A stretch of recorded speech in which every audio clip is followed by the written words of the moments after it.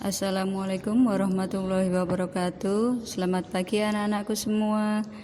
Apa kabar hari ini? Ibu berharap kalian semua dalam keadaan sehat walafiat. Oke, ketemu lagi dengan Ibu Mawarni di pertemuan kelima. Materi pembelajaran hari ini yaitu tentang prinsip-prinsip demokrasi. Henry B. Mayo sebagaimana dikutip oleh Miriam Budiarjo dalam bukunya yang berjudul Dasar-Dasar Ilmu Politik mengungkapkan prinsip dari demokrasi yang akan mewujudkan suatu sistem politik yang demokratis. Adapun prinsip-prinsip tersebut adalah sebagai berikut. Yang pertama, menyelesaikan perselisihan dengan damai dan secara melembaga. Yang kedua, menjamin terselenggaranya secara damai dalam suatu masyarakat yang sedang berubah. Yang ketiga, menyelenggarakan pergantian pimpinan secara teratur. Yang keempat, membatasi pemakaian kekerasan sampai batas minimum. Prinsip yang kelima yaitu mengakui serta menganggap wajar keanekaragaman. Prinsip demokrasi yang ketujuh yaitu menjamin tegaknya keadilan. Suatu negara dapat disebut berbudaya demokrasi apabila memiliki soko guru demokrasi sebagai berikut. Yang pertama, kedaulatan rakyat. Yang berikutnya, pemerintahan berdasarkan persetujuan dari yang diperintah. Yang ketiga yaitu kekuasaan mayoritas dan hak-hak minoritas.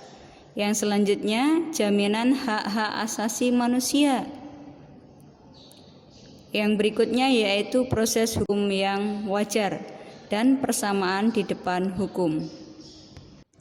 Menurut Anda, apa sih sebenarnya demokrasi Pancasila itu? Pada hakikatnya, rumusan demokrasi Pancasila tercantum dalam sila keempat Pancasila, yaitu kerakyatan yang dipimpin oleh hikmat kebijaksanaan dalam permusyawaratan perwakilan. Rumusan tersebut pada dasarnya merupakan rangkaian totalitas yang terkait erat antara satu sila dan sila yang lainnya, atau bulat dan utuh.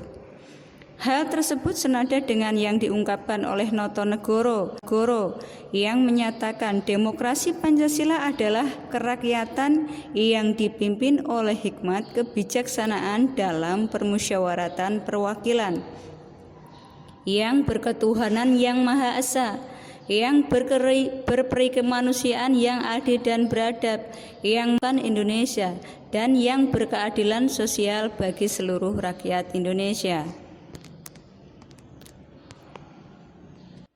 Terus bagaimana dengan prinsip demokrasi Pancasila? Ahmad Sanusi mengutarakan 10 pilar demokrasi konstitusional Indonesia menurut Pancasila dan Undang-Undang Dasar NKRI tahun 1945. 10 pilar demokrasi konstitusional tersebut antara lain: demokrasi yang berketuhanan yang Maha Esa, demokrasi dengan kecerdasan, demokrasi yang berkedaulatan rakyat, demokrasi dengan the rule of law, demokrasi dengan pemisahan kekuasaan negara, demokrasi dengan hak asasi manusia, demokrasi dengan pengadilan yang merdeka, demokrasi dengan otonomi daerah, demokrasi dengan kemakmuran, dan demokrasi yang berkeadilan sosial.